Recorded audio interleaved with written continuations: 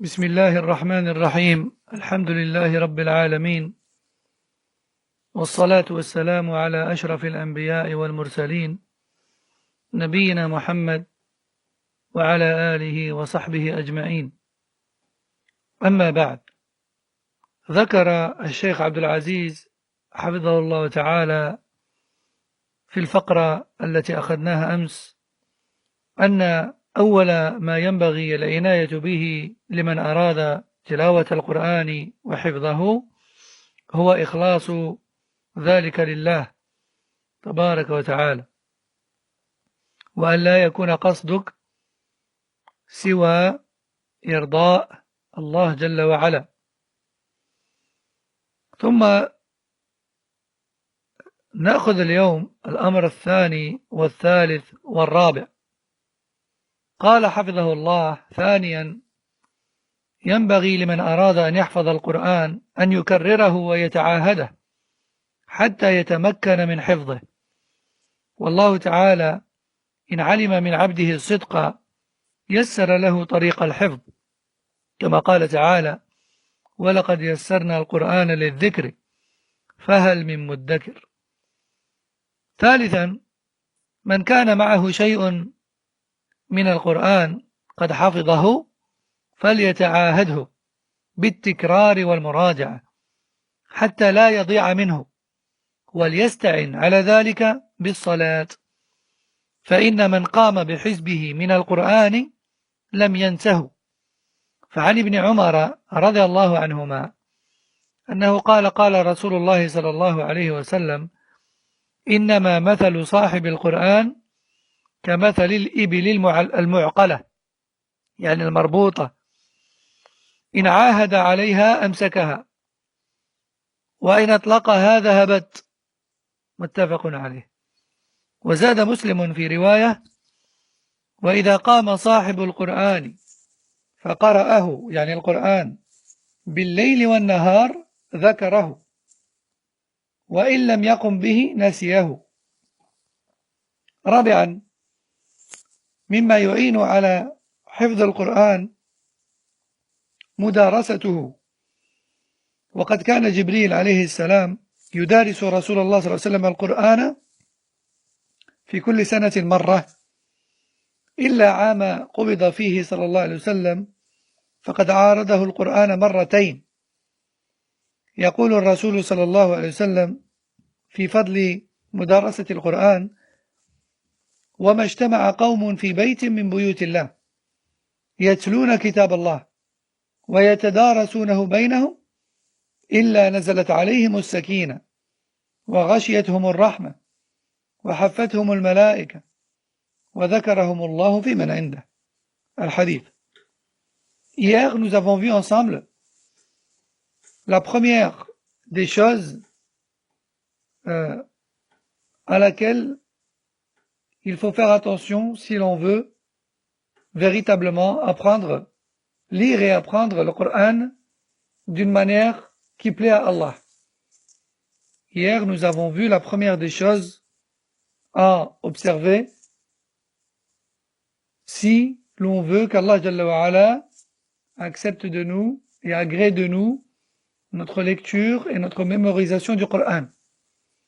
Et cette première chose-là, c'était l'intention pure, c'est-à-dire le fait d'avoir comme intention l'envie de plaire à Allah Tabaraka wa Ta'ala et rien d'autre.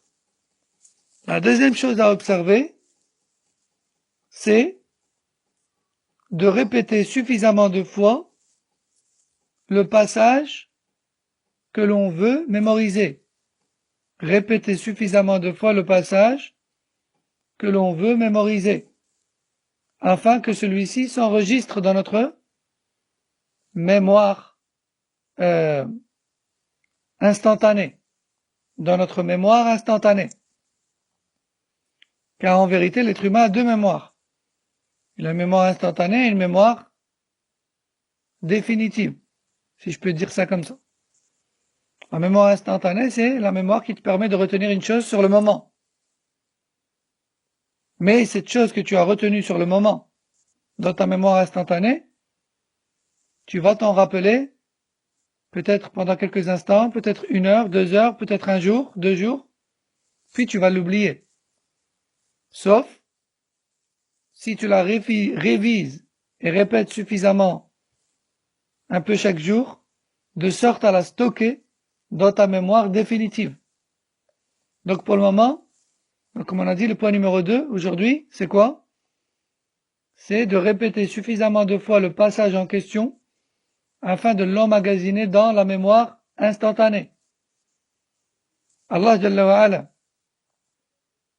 facilite la mémorisation à quiconque fait preuve de sincérité dans sa mémorisation. Allah Tabaraka wa Ta'ala dit dans Surat la Lune, verset 17, et dans plusieurs versets d'ailleurs de cette même sourate, nous avons facilité la lecture et la mémorisation de ce Coran. Et effectivement, la mémorisation du Coran est une chose facile. C'est une chose facile pour quiconque est sincère. Donc ça, c'est le deuxième point. Le troisième point, c'est de programmer une révision quotidienne de tout ce que tu as déjà mémorisé du Coran. Et ce, en t'efforçant à réviser et à relire un passage du Coran bien précis chaque jour, afin de ne pas l'oublier. Et Cheikh Abdel Aziz, hafidahullah, nous dit, parmi les choses qui aident à réviser, c'est de réciter ce que tu connais dans la prière. Car en effet, celui qui récite de façon continue dans ses prières tout ce qu'il connaît ne l'oubliera pas, Inch'Allah. D'après Ibn Omar, le prophète sallallahu alayhi wa sallam a dit, la personne qui mémorise le Coran est semblable à une personne qui a attaché un chameau. La personne qui mémorise le Coran, elle est semblable à une personne qui possède un chameau. Je répète, la personne qui mémorise le Coran est semblable à une personne qui possède un chameau. Et la personne qui révise constamment le Coran est semblable à une personne qui attache correctement son chameau. Quant à la personne qui ne révise jamais le Coran, eh bien, elle est semblable à la personne qui n'attache pas son chameau. Et si tu n'attaches pas ton chameau, il se sauve et ne revient plus jamais. Tandis que si tu l'attaches, tu es sûr de l'avoir avec toi. De la même manière, la révision du Coran. Si tu révises le Coran, il restera en toi. Mais si tu ne le révises pas, tu vas le perdre. Quatrième chose à observer, c'est d'essayer d'organiser des révisions du Coran avec autrui. Et le meilleur exemple en cela, c'est la révision du Coran du prophète sallallahu alayhi wa sallam avec l'ange de la révélation Jibril,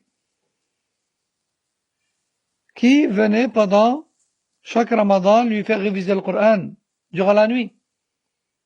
Et l'année où le prophète sallallahu alayhi wa sallam est décédé, Jibril alayhi salam lui a fait réviser le Coran 2 fois d'affilée, et non pas une seule. Et le prophète sallallahu alayhi wa sallam a dit, il n'y a pas un groupe de personnes qui se réunit pour réviser le livre d'Allah sans que l'apaisement ne descende sur eux, ainsi que la miséricorde d'Allah, et que les anges les entourent, et qu'Allah évoque le nom de chacun d'entre eux auprès des anges qui se trouvent dans les cieux. Fin du hadith. فنسأل الله التوفيق للجميع. هذا والله أعلم. وصلى الله وسلم وبارك على نبينا محمد وعلى آله وصحبه أجمعين. سبحانك اللهم وبحمدك أشهد أن لا إله إلا أنت أستغفرك وأتوب إليك. والسلام عليكم ورحمة الله وبركاته.